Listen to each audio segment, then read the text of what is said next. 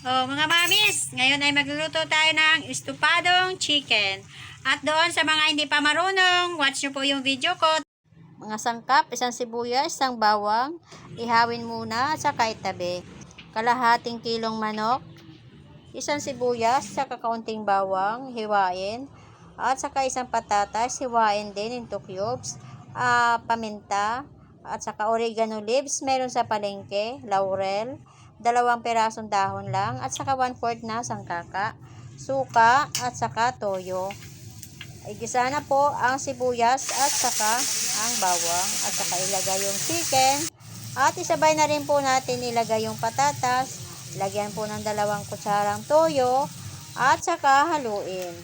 Ilagay na rin po yung dahon ng oregano, at saka po yung dahon ng laurel para sabay-sabay na po lumasa ang mga sangkap. Lagyan po ng kaunting tubig.